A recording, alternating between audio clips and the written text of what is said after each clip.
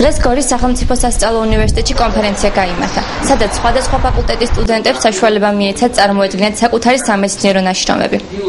ეს დაიწყო ჩვენი მორიგი კონფერენცია, რომელიც ჩვენთან ყოველ წელიწადს ტარდება და უნდა ითქვას, რომ ჩვენ პირადად მე, როგორც ამ უნივერსიტეტის პროფესორი, კმაყოფილი ვარ იმ შედეგებით, რასაც გვაძლევს ხოლმე ასეთი კონფერენციები. ძალიან ბევრმა ახალგაზრდამ ნამდვილად მიაგნო თავის თავს და ცდილობს შემდგომ გააგრძელოს, რა თქმა უნდა, თავისი პროფესორების ხელმძღვანელობით.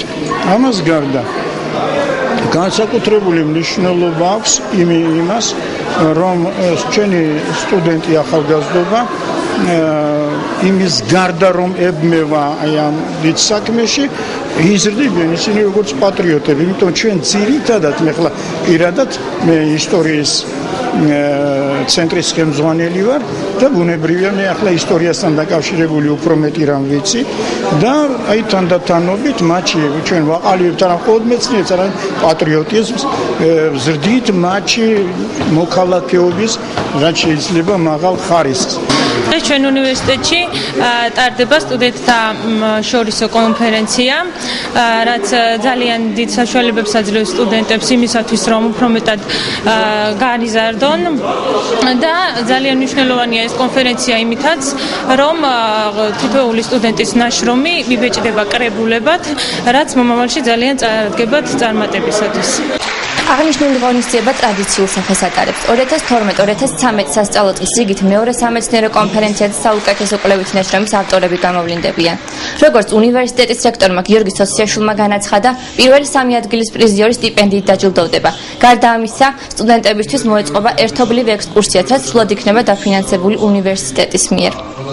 დღეს ტარდება მორიგი სამეცნიერო კონფერენცია სტუდენტების გორის სახელმწიფო სასწავლო უნივერსიტეტში. ჩვენ ტრადიციად ვაქციეთ, რომ წელიწადში ჩატარდეს ორი კონფერენცია სტუდენტური. ერთი ჩატარდება ზამთრის პერიოდში პირველი სემესტრის დამთავრების დროს და მეორე ზაფხულის პერიოდში და ვფიქრობ, რომ ეს ძალიან მნიშვნელოვანი სტიმული არის ჩვენი სტუდენტებისთვის, რაც ხელს უწყობს მათ პირველ ნაბიჯებს მეცნიერებაში.